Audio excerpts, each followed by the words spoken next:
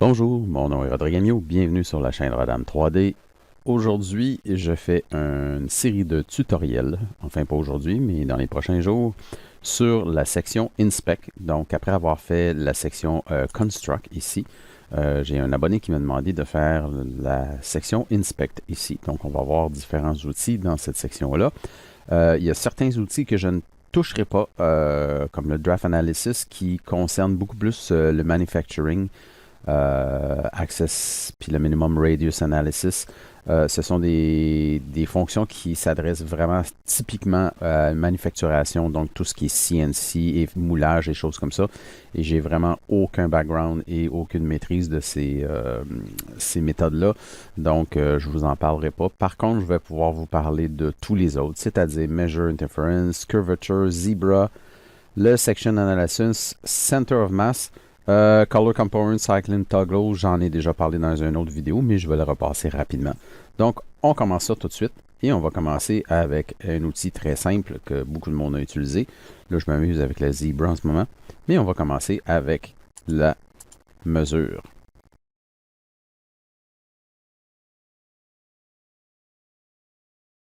Donc, la mesure, dans le cas de mesure, on a un shortcut qui est le I. Donc, ici, si je m'en viens enlever ça, pardon, voyons, close, et voilà. Donc, vis-à-vis mesure, on a un I. À cause du I, j'appelle souvent cette fonction-là inspect. euh, Parce que c'est un peu le cas d'ailleurs, on va inspecter différentes choses. Donc la mesure, ça sert à quoi? La mesure peut faire des choses vraiment très très simples, c'est-à-dire nous donner la longueur d'un vecteur quelconque. Donc ici, je peux cliquer ici et j'ai automatiquement la longueur de ce vecteur-là. Passons la boîte tranquillement, pas vite. La précision, bon, ben écoutez, ça dépend de ce que vous faites. Si la plupart de mes auditeurs font d'impression 3D, le default est vraiment très très bon. Après ça, bon, vous allez avoir des précisions un peu malades, là, avec des décimales qui en finissent plus. On parle plus d'un côté manufacture. Donc, c'est vraiment le nombre de décimales là, à laquelle vous allez vous rendre. Ensuite de ça, on a la sélection filter. Donc ici, on va pouvoir choisir euh, face, edge ou vertex. Donc c'est juste qu'est-ce qu'on peut choisir. Donc quand je suis là, j'ai vraiment accès à tout. Je peux choisir des faces, des vertex, des arêtes comme ça. Alors que si je m'en vais à select body, mais je vais avoir de l'information sur un body. Par contre, l'information sur un body, contrairement à ce que les gens pourraient passer, j'ai le nom du body, puis c'est à peu près tout. Je n'aurai pas de masse, de volume ou quoi que ce soit. Ça, si on veut ce genre d'information-là, il va falloir vraiment aller sur le body lui-même et faire bouton droit. Pardon, on va voir que je ferme la section ici. Il faut vraiment passer par le bouton droit et aller dans les propriétés, dans les properties.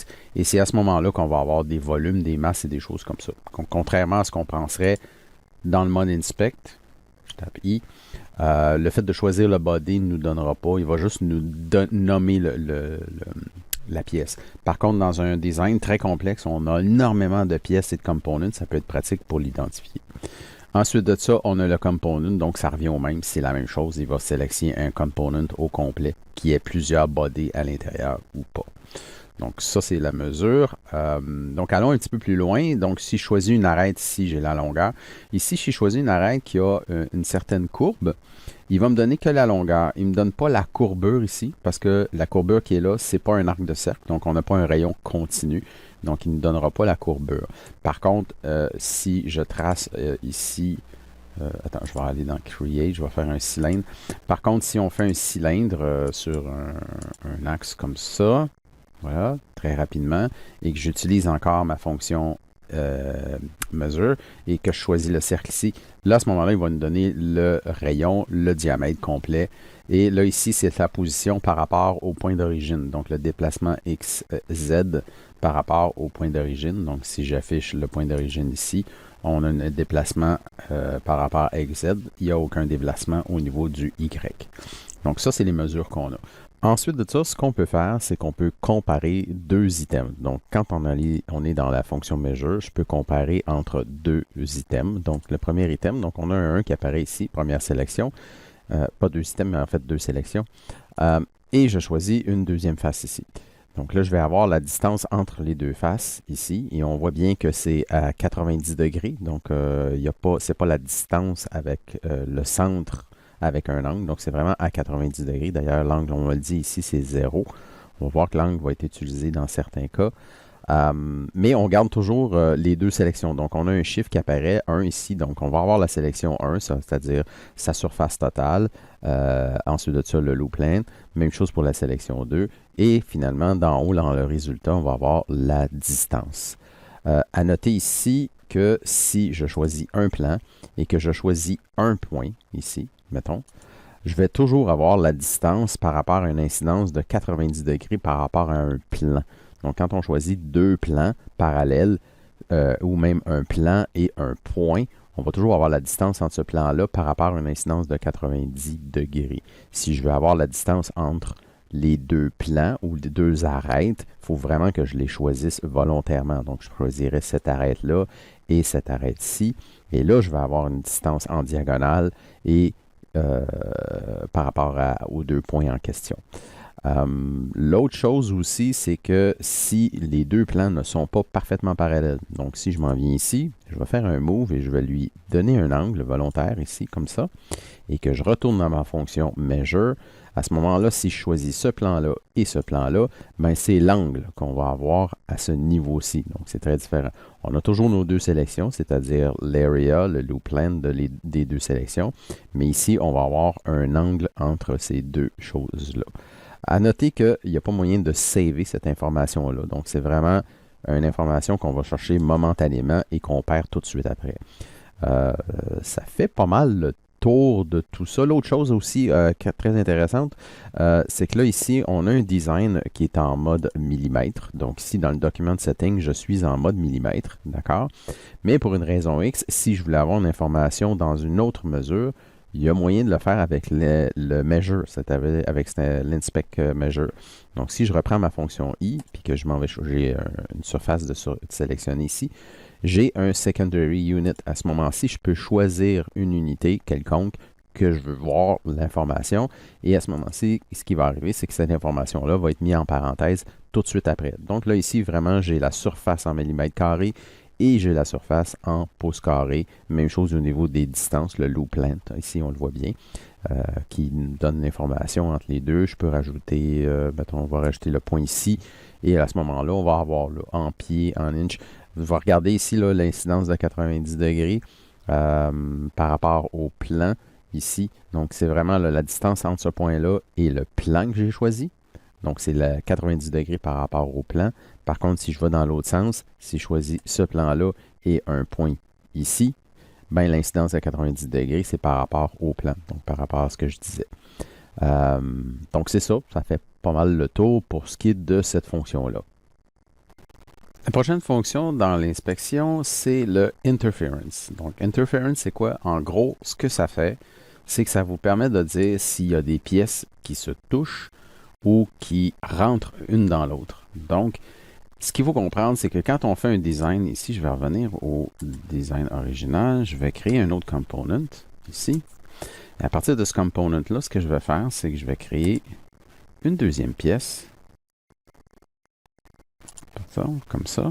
Je vais faire un tube qui va s'insérer à l'intérieur de celui-ci. Donc, tout ce que je vais faire, c'est que je vais commencer par faire un project de l'intérieur, du cercle de l'intérieur de ma pièce ici. Une fois que ça c'est fait, je peux enlever la visibilité de cette pièce-là. Et là, on va se créer un offset. Tiens, comme ça. Offset vers l'intérieur, moins 3 mm. Et une fois que ça c'est fait, je finis ça. Et voilà. Et là, je vais faire un extrude de ça. Fait que là, j'ai une partie de tube, en fait. On va aller changer la couleur de ce tube-là pour voir bien la différence. Je ne le mettrai pas rouge parce que dans le intersect, il va nous mettre un guide rouge. Interference, il va nous mettre un guide rouge. Donc, j'ai mis deux pièces ici en ce moment. D'accord? Je vais réactiver le total. Oups. Comme ça, et voilà. Donc, mes deux pièces sont là. Et là, on se rend compte que quand on positionne du matériel, on peut avoir les deux pièces une dans l'autre. Il y a moyen d'avoir des choses qui se touchent comme ça. Et le interference va servir à ça. Donc, ici, c'est effectivement très évident. Donc, si je fais la fonction interférence, là, il me dit que je vais capturer la position de mes pièces que je viens de déplacer à main. Et là, il faut choisir les pièces et on va faire une analyse. OK? Donc, je choisis cette pièce-là, je choisis cette pièce-là et je fais une analyse. Et là, j'ai une fenêtre qui apparaît en plein milieu de nowhere. Enfin, il me le met toujours en plein milieu de l'endroit où on veut regarder plus souvent. Et là, il va nous tracer un objet en rouge comme ça, en 3D, qui représente l'endroit où on a de l'interférence. C'est-à-dire qu'il y a deux pièces qui utilisent le même espace. Donc, physiquement, ça ne pourrait exister dans la vraie vie. Donc, ça permet de pouvoir identifier si vos montages, vos agencements fonctionnent s'il n'y a pas une interférence à quelque part dans votre design. Donc, tout devient en semi-transparence et ce qui est highlighté, c'est vraiment les endroits où il y a une interférence entre deux pièces. Et là, ici, vous avez une petite information sur le volume total d'interférence. Ça peut être utile dans certains cas. Dans un cas comme ici, ça ne l'est pas vraiment. On va prendre une situation un petit peu plus concrète. Donc, mettons que je ferais un joint entre ces deux pièces-là. Donc, je vais faire un joint ici. On va choisir... je vais déplacer cette pièce-là par rapport à son centre vers le centre ici. Donc là, ici, théoriquement, j'ai un joint parfait, mais comme on voit ici que j'ai une légère courbure qui revient vers l'intérieur, si je déplace ce joint-là, que je le remonte un peu, et je fais Enter, là, à ce moment-là, j'ai l'impression que, c'est beau, je regarde à l'intérieur, tout a l'air beau, OK?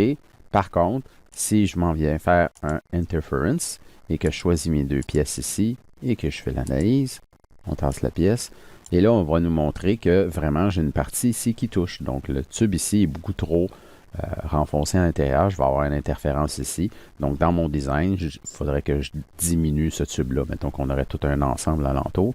Ce serait de diminuer ce tube-là pour s'assurer que je n'ai pas d'interférence. À noter que ça va vous le montrer, mais ça ne peut pas effectuer de cut ou de trim là, à partir de cette fonction-là. Ça fait juste vous montrer l'information, d'accord? Et dans le cas d'interférence, c'est vraiment une fenêtre qui apparaît, un peu comme le measure. Donc, c'est pour ça qu'il est dans une section à part. C'est que c'est une fenêtre qui apparaît, vous avez l'information, et après ça, vous faites OK, et cette information-là n'est pas vraiment gardée à quelque part. Petit détail sur cette fonction-là, si je reprends mon interference ici, j'ai une case ici que je peux cocher Include Coincident Face. Donc ici, comme on a fabriqué notre pièce à partir d'un project de l'intérieur de l'autre pièce, on sait que ces deux pièces-là se touchent sans aucune tolérance ici. Donc si je coche ça, cet espace-là va être représenté aussi. Donc je choisis encore mes deux pièces, je vais faire mon compute, et là, vous allez voir que la partie coïncidente, on nous la montre aussi. Le problème de ça, c'est que, bon, on voit très bien qu'il y a du volume ici, puis là, ici, c'est vraiment, il n'y a pas de volume, c'est juste que les parties se touchent. Malheureusement, ce qui est dommage, c'est qu'il ne le représente pas dans une autre couleur. Donc, on a un peu de difficulté à faire la différence entre une interférence où vraiment on a un volume qui la rentre à l'intérieur de la pièce, ou ici, c'est simplement deux surfaces qui se touchent parfaitement à plat avec aucune tolérance. Donc, c'est le côté que je trouve un peu plate de cette fonction-là. On devrait pouvoir identifier les tolérances, en fait, les surfaces coïncidentes d'une autre couleur. Je ne sais pas si c'est possible de le faire. Peut-être que c'est faisable. Mais là, j'ai vraiment juste une information avec un volume. Et là, j'ai une surface carrée qui représente la coïncidence aussi. Donc, ça, c'est le côté un petit peu moins pratique de cette fonction-là par rapport à si on choisit de faire ça sans l'interférence. Donc, on le voit ici, si je reprends ça, ces deux pièces-là, et j'enlève l'interférence, et que je fais mon compute, bien, à ce moment-là, on voit que j'ai plus l'autre information, puis malheureusement, quand je l'ai, ben, elle n'est pas une couleur différente. Donc, on n'est pas capable de faire la différence entre une interférence complète et juste une coïncidence. Donc, ça, c'était pour l'interférence. C'est un exemple très, très, très simple. Vous aurez compris le principe que quand vous faites des pièces avec des vis et tout, ça peut être une façon d'identifier si une vis est trop longue, à savoir si cette vis-là va défoncer et rentrer dans la pièce derrière. Donc, c'est vraiment une fonction qui peut servir, surtout pour des montages complexes avec plusieurs composantes. Donc maintenant, nous allons voir les deux prochains items, c'est-à-dire Curvature Comb Analysis et Zebra Analysis. Les deux sont intimement liés, ce qui va nous donner une analyse sur la continuité d'une courbure. Donc, dans le cas de Comb Analysis, c'est sur une arête, et dans le cas de Zebra, ça va être sur la surface. Par contre, avant de commencer à parler de ces deux items-là, il faut comprendre un principe de base qui est le type de connexion. Donc, si je m'en vais ici dans un design de pipe bien simple et que je m'en vais dans un loft, d'accord? On a déjà vu, pour ceux qui ont regardé mes tutoriels au niveau du lofting et compagnie, dans le loft, on a différents types de connexions ici entre des lofts. Donc, on a une connexion qui s'appelle Connected G0, OK? Et on comprend très bien qu'il n'y a absolument aucune continuité ici.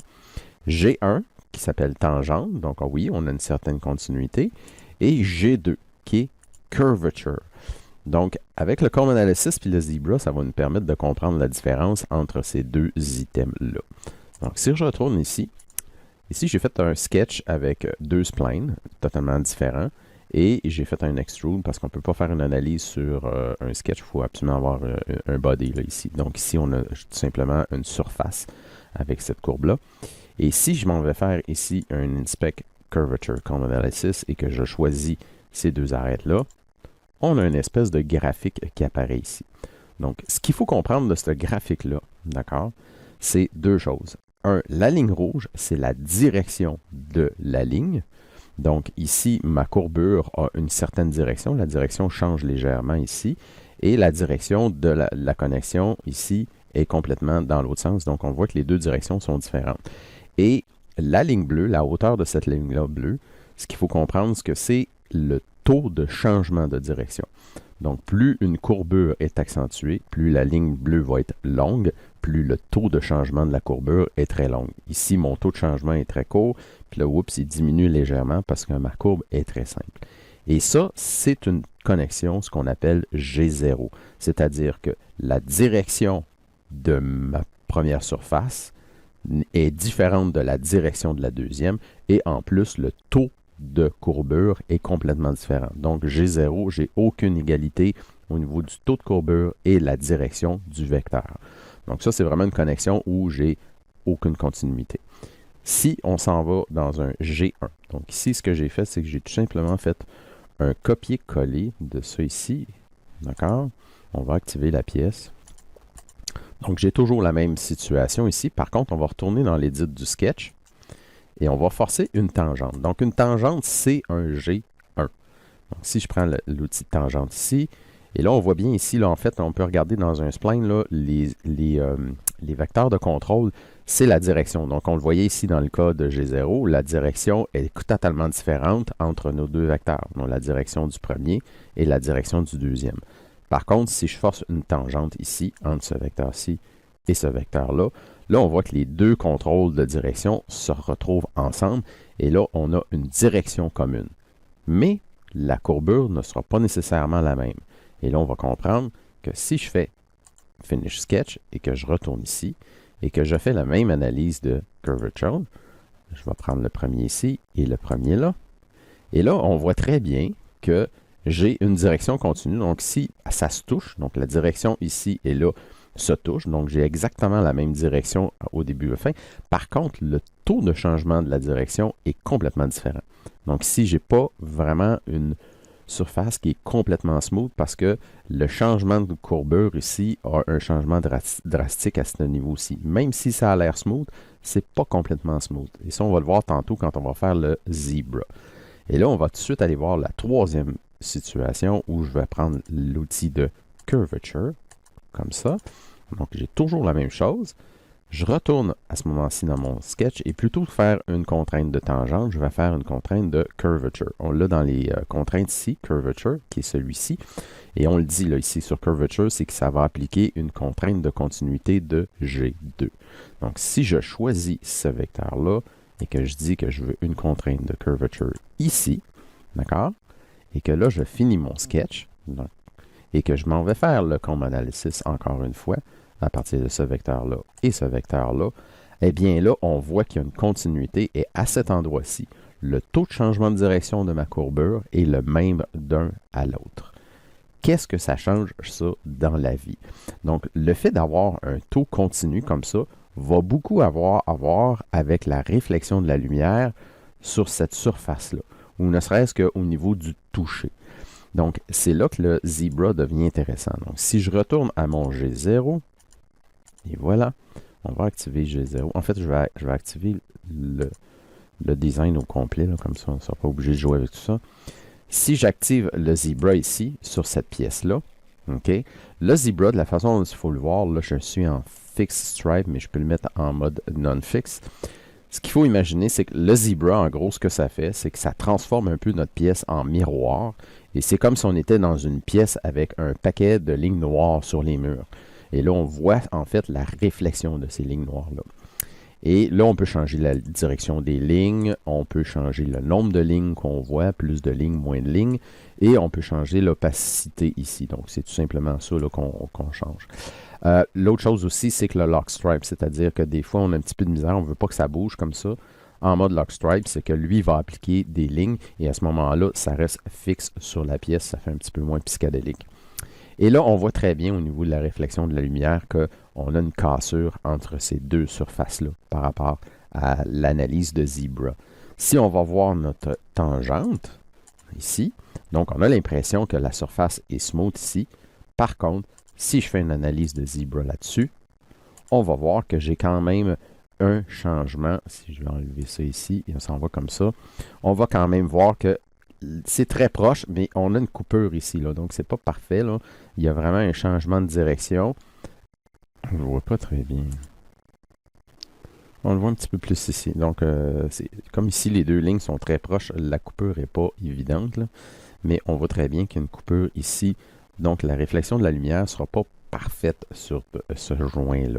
OK? Et là, maintenant, si je m'en vais sur mon troisième cas, et que je fais une analyse de Zebra ici, comme ça, sur cette surface-là. Je vais changer de côté. On va aller en mode lock stripe. Et là, on voit que la continuité de la lumière est beaucoup plus régulière entre ces deux surfaces-là. Donc ça, c'est vraiment la différence entre le curvature et pas la curvature, mais la différence entre le G1 et G2. Donc, le G1, ça va être strictement la direction qui va être pareille, mais on peut avoir un changement drastique de courbure, le taux de courbure. Et G2, ben, va respecter, au moment de la connexion, va respecter la même direction et le même taux de courbure. Par contre, on peut avoir un taux de courbure, de changement de direction qui peut être quand même assez drastique. Donc là, on pourrait se rendre, il ne l'a pas dans Fusion 360, mais on a une autre itération qui s'appelle G3. Et à ce moment-là, on respecterait encore plus le taux de changement de courbure. Et là, on aurait des surfaces qui seraient encore plus smooth, mais on ne l'a pas malheureusement dans Fusion 360 encore. Donc, ça va être tout pour ce fois-ci. On est déjà rendu à une vingtaine de minutes. Je vais arrêter ce tutoriel-là. Donc, prochaine vidéo, on va passer par-dessus toutes les parties ici qui sont plus par rapport à Manufacture.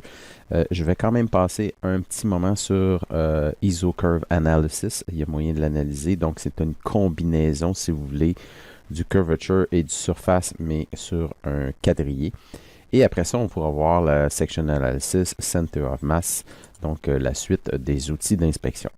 Merci beaucoup. Si vous avez aimé la vidéo, faites un like. Si vous voulez me supporter, regardez dans la description. Vous pouvez me supporter via mon site Patreon ou en m'offrant un café, en espérant que cette vidéo vous a plu. Et à la prochaine.